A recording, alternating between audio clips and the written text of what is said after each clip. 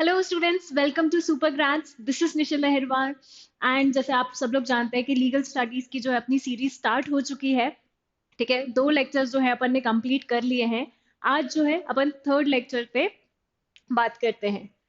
इसके पहले जो है अपन ने क्या क्या चीजें डील कर ली है वो मैं आपको थोड़ा सा ओवरव्यू बता देती हूँ। अपन ने हायरार्की देखी थी, स्ट्रक्चर देखा था, ठीक है, जजेस का और कोर्ट्स का।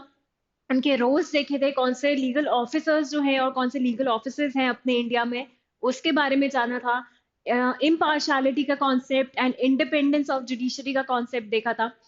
और आज जो है अपन कौन सी चीजें से डील करेंगे, अपन कोर्ट्स का जो है सुप्रीम कोर्ट जजेस, हाई कोर्ट जजेस और डिस्ट्रिक्ट कोर्ट के जजेस में इन लोग का अपॉइंटमेंट कैसे होता है, इनका क्या टेन्योर होता है, रिटायरमेंट कैसे होता है, रिमूवल कैसे होगा, ये कुछ चीजें जो है आज अपन देखेंगे। ठीक है, तो without wasting any more time let's get started. सबसे पहले जो है अपन अपॉइंटमेंट देखेंगे जजेस की। ये जो है यहाँ पे पूरे जो है शीट में मैंने मेंशन कर दिया है। स्टिल मैं आपको इस चीज के बारे में एक जो है यहाँ पे टेबल की फॉर्मेट से बताती हूँ, ताकि आपको सारे सुप्रीम कोर्ट जजेस, हाई कोर्ट जजेस और डिस्ट्रिक्ट कोर्ट जजेस का है इंडिविजुअली अच्छे से यहाँ पे आप कंपैरिजन करके जो है समझ पाओ, कंफ्यूजन कम हो, इस वजह से इसको ऐसे प्रॉपरली मैंने जो है बताया है। चलो, तो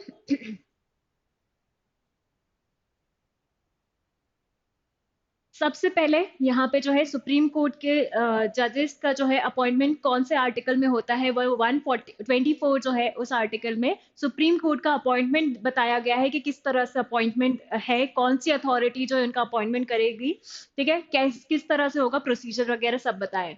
हाई कोर्ट का जो है आर्टिकल 217 में बताया है एंड डिस्ट्रिक्ट कोर्ट का जो है आर्टिकल 233 में अपॉइंटमेंट बताया है।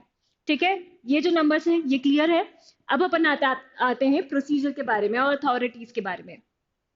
तो जो सुप्रीम कोर्ट जज है, ठीक है, उनका अपॉइंटमेंट जो है प्रेसिडेंट करेगा मेनली। किसके कंसल्टेशन के साथ करेगा, तो उन्होंने बोला कि सुप्रीम कोर्ट जजेस और हाई कोर्ट जजेस के कंसल्टेशन के साथ जो है सुप्रीम कोर्ट जज जो है उनको अपॉइंट करेंगे। ठीक है, एक और चीज इन्होंने मेंशन की, अगर इन्होंने बोला कि अगर जो है चीफ जस्टिस ऑफ इंडिया, अपन ने कॉन्स्टिट्यूशन में देखा था सुप्रीम कोर्ट के कि उसमें एक जो है चीफ जस्टिस ऑफ इंडिया होते हैं, और पहले इनिशियली जो है नंबर अलग था जो कि चेंज करके अब बता दिया है कि अब 30 जो है जजेस रहेंगे। तो टोटल कितना है, 31 जजेस का जो है सुप्रीम कोर्ट में कॉन्स्टिट्यूशन होता है।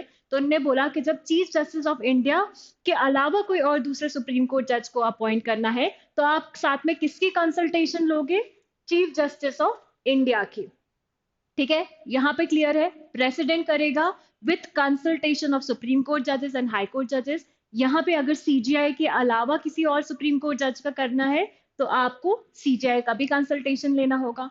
ठीक है, अब सिमिलरली हाई कोर्ट में जो है यहाँ पे भी प्रेसिडेंट ही हाई कोर्ट जजेस अपॉइंट करते हैं, मतलब दोनों अथॉरिटीज में सुप्रीम कोर्ट जजेस हो या हाई कोर्ट जजेस हो, कौन अपॉइंटमेंट कर रहा है, प्रेसिडेंट कर रहा है। यहाँ पे कंसल्टेशन थोड़ा सा चेंज हो जाएगा, यहाँ पे क्या है, with the consultation of the CGI and governor. ठीक है, यहाँ पे क्या हो गया, सीजीआई और गवर्नर की कंसल्टेशन के साथ कौन अपॉइंट करेंगे, प्रेसिडेंट।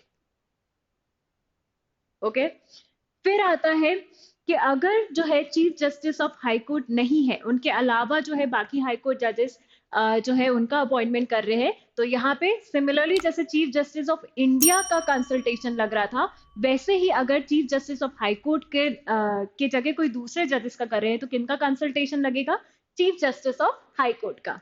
ठीक है, प्रेसिडेंट प्रेसिडेंट कंसल्टेशन समझा, और अदर देन अगर चीफ जस्टिस ऑफ इंडिया या हाई कोर्ट का नहीं कर रहे हैं तो उनका कंसल्टेशन भी लगेगा, क्योंकि तब तक वो अपॉइंटमेंट उनका हो चुका होगा, इस तरह का।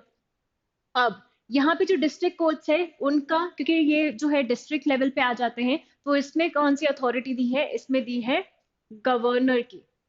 ठीक है, ये स्टेट लेवल और डिस्ट्रिक्ट लेवल पे आ रहे हैं यहाँ पे, तो इनने बोला कि गवर्नर यहाँ पे अपॉइंट करेंगे। यहाँ पे दोनों जगह जो है प्रेसिडेंट अपॉइंट कर रहे थे, इस केस में गवर्नर कर रहे हैं, और with the consultation of high court जजेस की। ठीक है, अब जो है ये एक बेसिक चीज देखा। अब अपन इनका क्वालिफिकेशन देख लेते हैं कि आपका, अगर आपको हाई कोर्ट जज बनना है, सुप्रीम कोर्ट जज बनना है या डिस्ट्रिक्ट कोर्ट जज बनना है, तो आपकी कितनी क्वालिफिकेशन होनी चाहिए।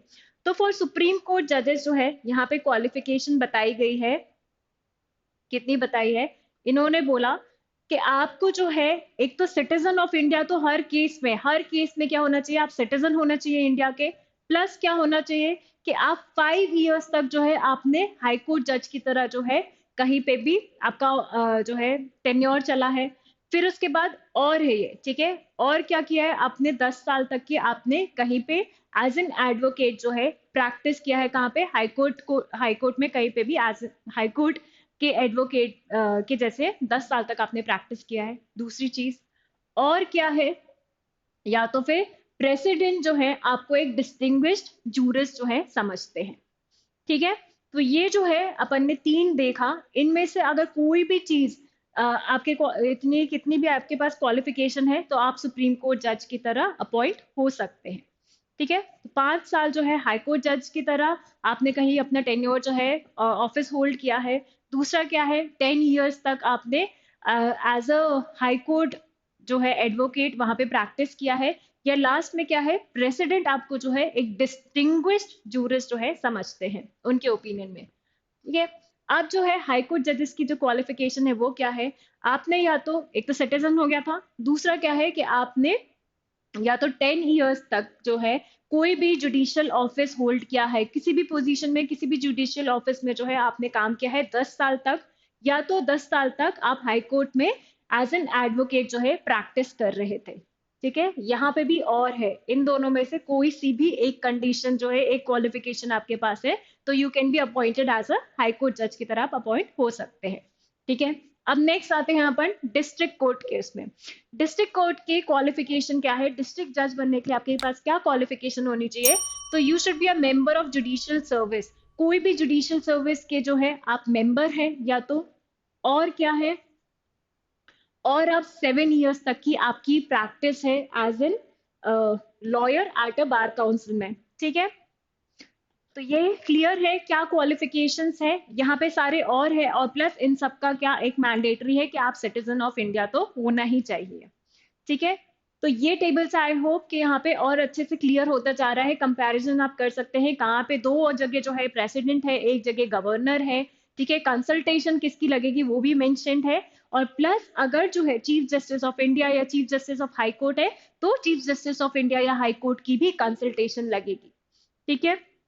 तो ये जो है टेबल से थोड़ा इजियर फॉर्मेट में बताने के लिए, यहाँ पे भी बाकी स्लाइड्स में भी जो है यही चीज लिखी है, बट इसको बस कंपैरिजन के हिसाब से बताया है ताकि आपको कोई प्रॉब्लम ना हो, ठीक है। इन सब में जो है और है,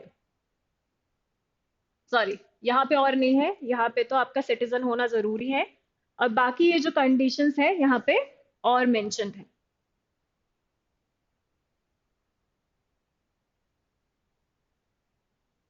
ठीक है।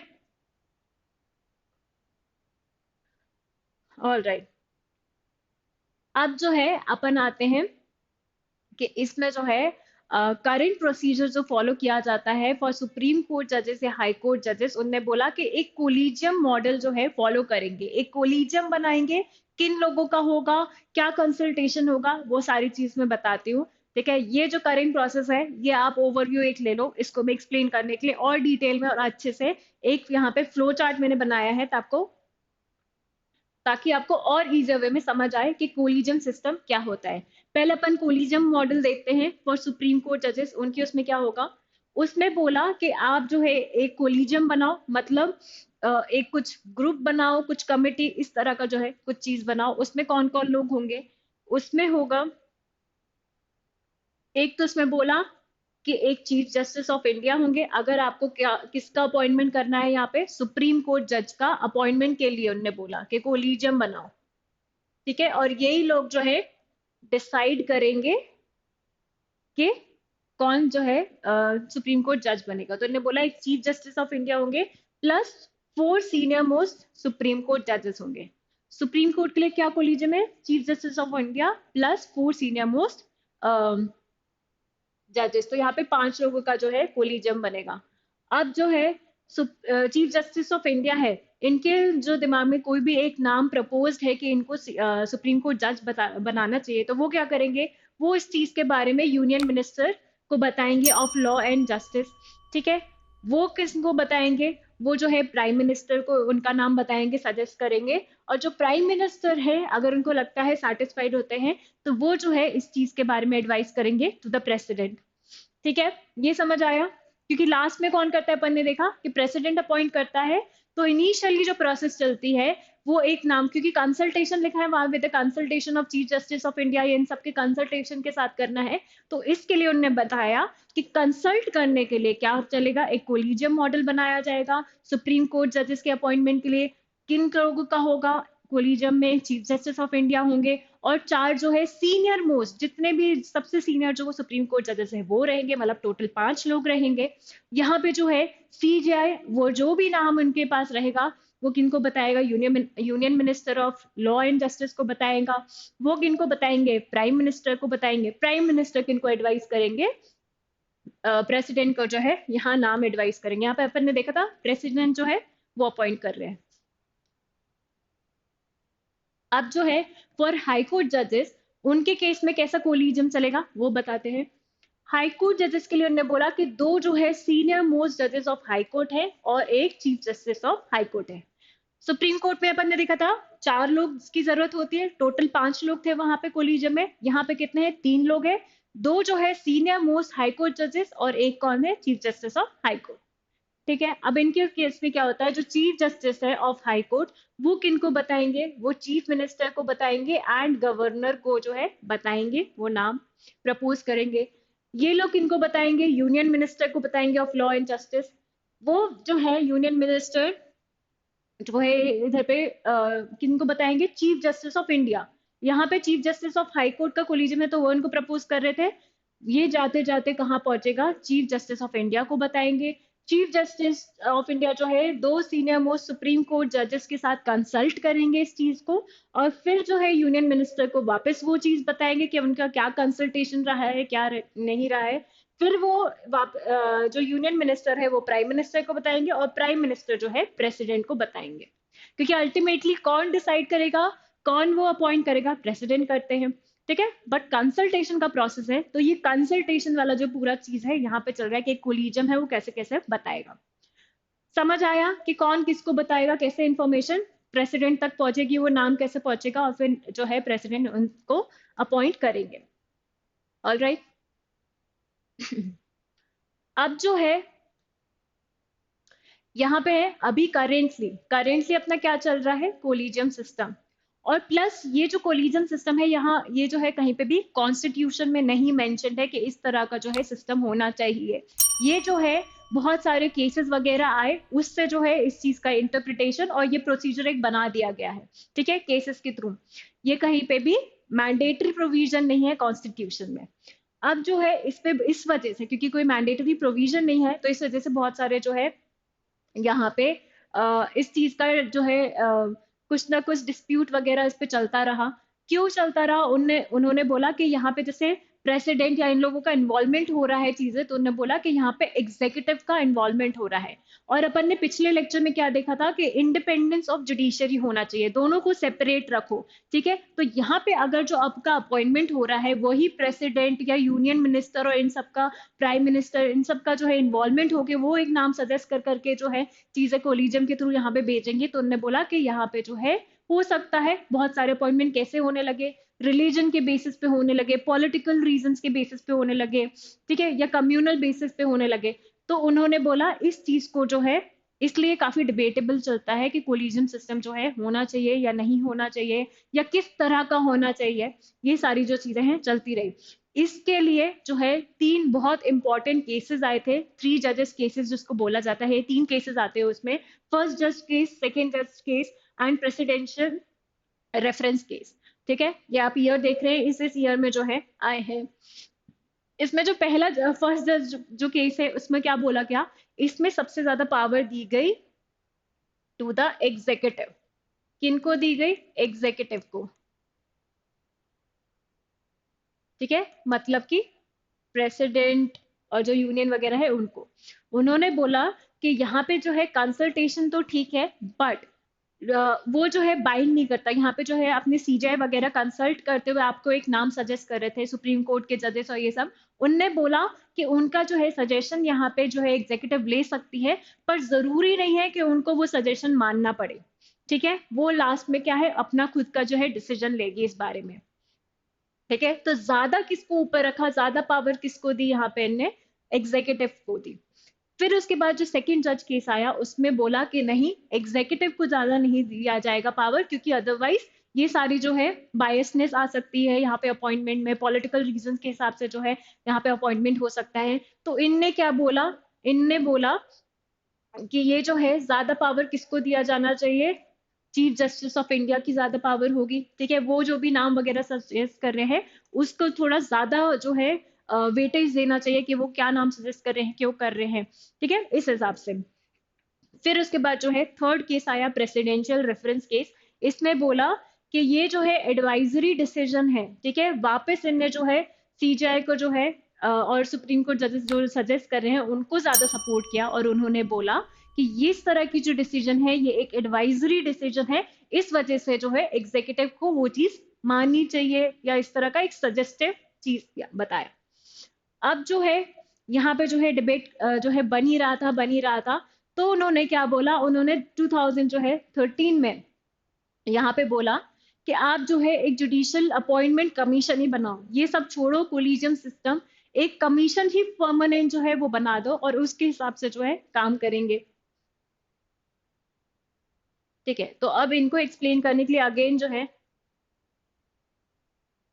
यहाँ पे मैंने थोड़ा और जो है उसको अच्छे से समझाने की कोशिश की है। यहाँ पे बोला गया कि जुडिशियल अपॉइंटमेंट कमीशन जो है आप वो बनाओ। उसमें उन्होंने बोला कि इस कमीशन में कौन कौन लोग होंगे। उन्होंने बोला कि एक सीजेआई रखो, ठीक है, और दो सीनियर मोस्ट सुप्रीम कोर्ट जजेस रखो। अब जो है और कौन कौन रखो, उनने बोला यूनियन लॉ मिनिस्टर के जो है सेक्रेटरी, लॉ सेक्रेटरी, उनको भी रखो, और दो एमिनेंट पर्सन रखो। ये दो एमिनेंट पर्सन जो है वो कौन नॉमिनेट करेगा, उन्होंने बोला कि ये जो है प्रेसिडेंट नॉमिनेट करेगा, अपोजिशन लीडर और सीजीआई जो है ये सब मिलके एक दो एमिनेंट पर्सन को नॉमिनेट करेंगे। तो उनने बोला कि जुडिशियल अपॉइंटमेंट कमीशन एक बनाओ, कोलिजियम सिस्टम को हटाओ, और ये जो है इनमें इतने लोग रहेंगे, कौन कौन रहेगा, सीजीआई रहेगा, दो सीनियर मोस्ट जजेस रहेंगे, ठीक है, लॉ सेक्रेटरी जो है यहाँ पे रहेंगे, दो एमिनेंट पर्सन रहेंगे, और ये दो एमिनेंट पर्सन कौन अपॉइंट करेगा, कौन नॉमिनेट करेगा। उनने बोला इसके लिए कोलिजम बनाओ, और इसमें जो है प्राइम मिनिस्टर, अपोजिशन लीडर और सीजीआई जो है ये सब मिलके जो है दो एमिनेंट पर्सन को नॉमिनेट करेंगे। और इनने बोला यही जो कमीशन रहेगी आगे से यही जो है नाम वगैरह सजेस्ट करेगी, और वही लोग जो है सुप्रीम कोर्ट या हाई कोर्ट जजेस के जो है वो अपॉइंट करेंगे एज ए नाम सजेस्ट करेंगे, इन्हीं के कंसल्टेशन के बेसिस पे होनी चाहिए। ठीक है, बट ये जो चीज है ये भी लाने की कोशिश की गई, बट ऐसा कुछ हुआ नहीं। अभी भी जो है कोलिजियम सिस्टम ही स्टिल वैसा ही चल रहा है। ठीक है, फिर उसके बाद अब अपन ने देख लिया अपॉइंटमेंट हो गया, कोलिजियम सिस्टम के कंसल्टेशन से जो है प्रेसिडेंट अपॉइंट कर रहे हैं यहाँ पे। अब जब अपॉइंटमेंट हो गया तो जो भी जजेस हैं उनने बोला कि क्या है ये जजेस जो है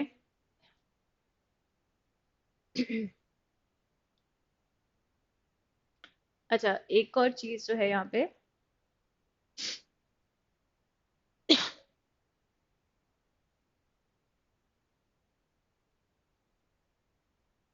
ये देख लिया था मैंने। ठीक है, एक और जो चीज है यहाँ पे उन्होंने बोला कि देखो जजेस तो अब अपॉइंट हो गए तो उनकी ट्रेनिंग भी जरूरी है।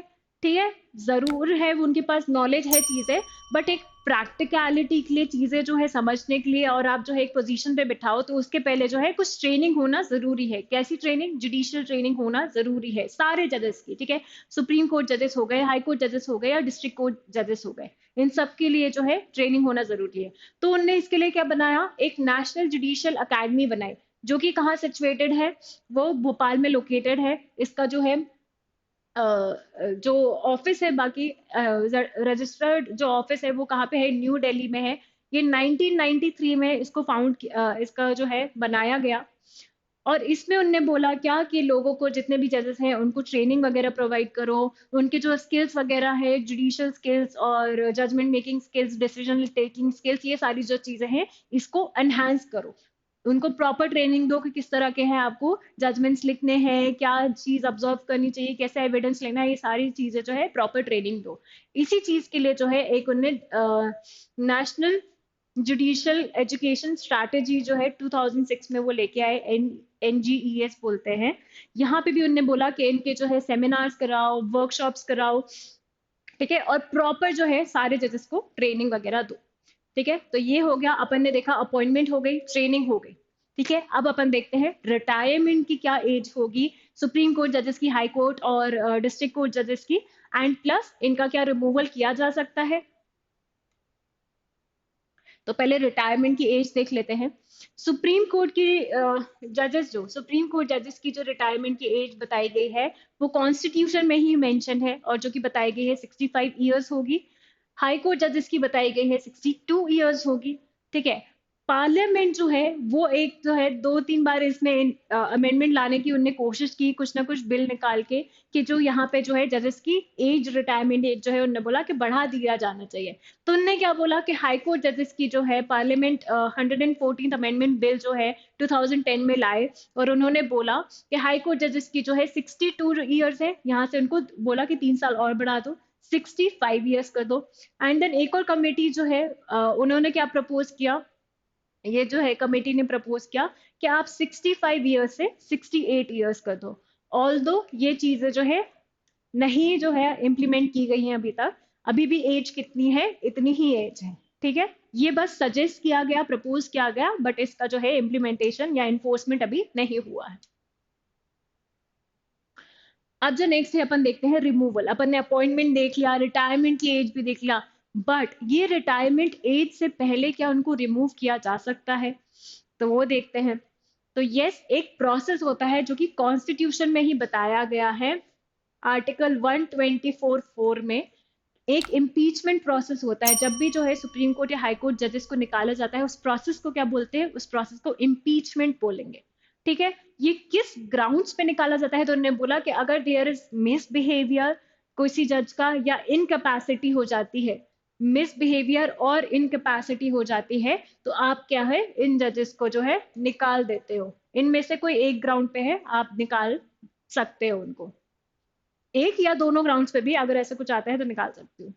ठीक है, और ये जो इनका रिमूवल होता है वो किस एक्ट के अंदर होता है, उन्होंने बोला जजेस इंक्वायरी एक्ट ऑफ 1986 जो है उसके अंदर होगा। इनके जो है अगेंस्ट इंक्वायरी वगैरह बैठाई जाएगी कि इनको निकालना चाहिए कि नहीं, तो इनको अपॉर्चुनिटी मिलेगी कि अपने जो है फेवर में बताएं कि इनको क्यों नहीं निकालना चाहिए। इस तरह की जो है प्रॉपर एक प्रोसीजर फॉलो होता है, जिस प्रोसीजर को इम्पीचमेंट बोलते हैं, और उस हिसाब से जो है इनको निकाला जाता है। ठीक है, तो ये प्रोसीजर एक बार समझ लेते हैं इम्पीचमेंट का। ठीक है, इम्पीचमेंट में भी अब अगेन इतनी कमेटीज, हर चीज में जो है कमेटी यहाँ पे बिठाई जाती है, तो यहाँ पे भी बोला कि एक कमेटी जो है वो बनाई जाएगी, और उसमें कौन से होंगे, अगर आपको सुप्रीम कोर्ट जज को निकालना है तो आपको वहां पे इस कमेटी में 3 मेंबर्स होने चाहिए, जिसमें से एक तो सुप्रीम कोर्ट जज होना चाहिए, और एक जो है chief justice of high court होना चाहिए, और तीसरा जो है एक और कोई वो अपने हिसाब से जो है ले सकता है कमेटी में। तो यहाँ पे कितने 3 मेंबर्स की कमेटी होना चाहिए। उन्होंने बोला कि एक सुप्रीम कोर्ट जज और एक chief justice of high court तो होना ही चाहिए, और एक और थर्ड मेंबर जो है वो कोई रख सकते हैं। फिर उसके बाद इन्होंने बोला अगर हाई कोर्ट जजेस के लिए उनको रिमूवल के लिए कोई कमेटी बिठानी है तो इसमें कौन लोग होना चाहिए, उन्होंने बोला यहाँ पे 2 सुप्रीम कोर्ट जजेस होना चाहिए। कितने, 2। ठीक है, अब जो है एक और चीज आई कि ये कैसे इम्पीचमेंट प्रोसेस जो है स्टार्ट होगा। तो उनने बोला कि जो चीफ जस्टिस ऑफ इंडिया है, जिस भी जज का, सुप्रीम कोर्ट जज हो, हाई कोर्ट जज हो, ठीक है, जो भी जज हैं, इनने बोला कि चीफ जस्टिस ऑफ इंडिया जो टॉप अपनी अथॉरिटी है, उनने बोला कि वो जो है ये चीज प्रेसिडेंट को बताएंगे कि ये पर्टिकुलर जो है जज जो है इनका कुछ मिसबिहेवियर है या इनकैपेसिटी हो गई है, जिसकी वजह से इनको अपन को हटाना पड़ेगा। ठीक है, तो वो ये चीज किसको बताते हैं, प्रेसिडेंट को बताते हैं। प्रेसिडेंट इस चीज को पार्लियामेंट में जो है लेके आती है, वो ये बताती हैं। पार्लियामेंट में जो है अब अगर लोकसभा में दोनों दोनों जो है दोनों पार्लियामेंट में जो है दोनों हाउसेस में ये चीज बताई जाएगी, जिसमें लोकसभा में एटलीस्ट जो है आपके 100 एमपीज जो है होने चाहिए और राज्यसभा में जो है 50 एमपीज जो है होनी चाहिए।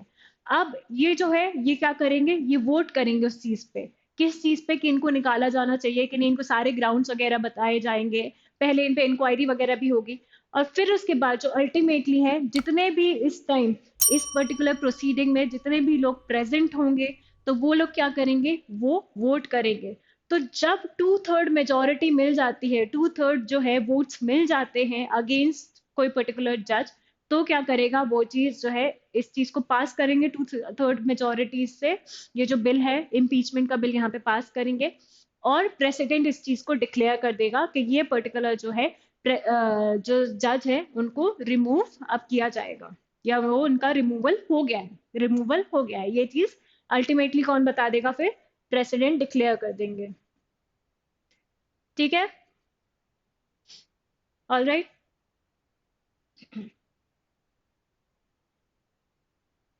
तो ये तो इम्पीचमेंट का प्रोसेस। अभी तक आप कोई बता सकता है कि अभी तक जो है कोई इम्पीचमेंट हुआ है कि नहीं, किसी पर्टिकुलर जज को निकाला गया है कि नहीं? तो हाँ, ये जो जज है यहाँ पे जस्टिस सौमित्र सेन जो है, इनको एक बार निकाला गया है। ये जो है चीफ जस्टिस ऑफ, एक सेकेंड, ये जो है हाई कोर्ट के चीफ जस्टिस थे, यहाँ पे इनको निकाल दिया गया था। क्यों निकाला गया था? क्योंकि इनने ये जो है कुछ मिस अप्रोप्रिएशन किया था ऑफ फंड्स। ठीक है, तो यहाँ पे मिस बिहेवियर के ग्राउंड पे जो भी है मिस अप्रोप्रिएशन किया था, तो इनको 2011 में इनके अगेंस्ट जो है इम्पीचमेंट का प्रोसेस निकला था और इनको रिमूव कर दिया गया था। ठीक है, आज तक एक ही बार हुआ है रिमूव, कोई जो है जज जो रिमूव हुए हैं वो एक ही बार हुए हैं। अब जो है एक और बार ये चीज इम्पीचमेंट का प्रोसेस जो है इनिशिएट किया गया था, बट उनका रिमूवल नहीं हुआ था। वो कौन थे? जस्टिस जो है रामास्वामी, वी रामास्वामी जो है chief justice of Punjab and Haryana, इनके अगेंस्ट भी इम्पीचमेंट का जो है प्रोसेस बिल वगैरह निकाला गया था, बट इनको जो है मेजोरिटी, अपन ने देखा था 2/3 मेजोरिटी चाहिए, तो इनको जो है मेजोरिटी जो है वोटिंग्स इनको नहीं मिल पाई थी, इस वजह से इनके अगेंस्ट जो है नहीं हो पाई थी, इस वजह से इनका रिमूवल नहीं हो पाया। तो आप देख रहे हैं कि ये बहुत स्ट्रिक्ट प्रोसीजर है, बहुत कॉम्प्लेक्स प्रोसीजर है। अगर कहीं पे भी जो है इनको प्रॉपर वोटिंग वगैरह नहीं मिलती है, उतने परसेंट 2/3 अगर मेजोरिटी से नहीं मिलती है, तो रिमूवल भी नहीं होता है। तो काफी जो है कॉम्प्लेक्स प्रोसीजर है। इस वजह से जो बोला जाता है कि इंडियन जुडिशरी वो इंडिपेंडेंट है, क्योंकि इनका रिमूवल भी है जो है, ऐसा नहीं है कि कोई भी उठा के जो है यहाँ पे निकाल सकता है। एक प्रॉपर जो है कमेटी बैठती है, वो कमेटी नाम सजेस्ट करती है प्रेसिडेंट को। अभी पूरा प्रोसीजर देखा, वो किसको बताएंगे पार्लियामेंट में, वो नाम जो है इनिशिएट करेंगे कि इनको ये पर्टिकुलर ग्राउंड्स पे निकाला जाना चाहिए कि नहीं। फिर उसमें जो है वोटिंग होगी, और 2/3 मेजोरिटी जब तक नहीं मिलती है तब तक उनको रिमूव नहीं किया जा सकता। ठीक है, अब अपन देख लेते हैं रिमूवल ऑफ डिस्ट्रिक्ट जज या एडिशनल डिस्ट्रिक्ट जज जो है इनको कैसे निकाला जाएगा। इनका जो है ज्यादा कॉम्प्लिकेटेड नहीं है, ये स्टेट गवर्नमेंट जो है वो निकालती है with the consultation of the high court, जो है इनको निकाला जा सकता है। ठीक है, स्टेट गवर्नमेंट यहाँ पे उनको रिमूव कर सकती है with the consultation of the high court. ठीक है, सो दैट वाज ऑल। अपन ने अभी देखा कि कितना जो है क्या कॉन्स्टिट्यूशन है, किस तरह के रूल्स है, फंक्शंस है, वो भी देखा, प्लस अपॉइंटमेंट भी देख लिया अपन ने, और इनका रिटायरमेंट का क्या एज है, और क्या इनको रिमूव भी किया जा सकता है। तो ये सारा जो है प्रोसीजर आज अपन ने देखा।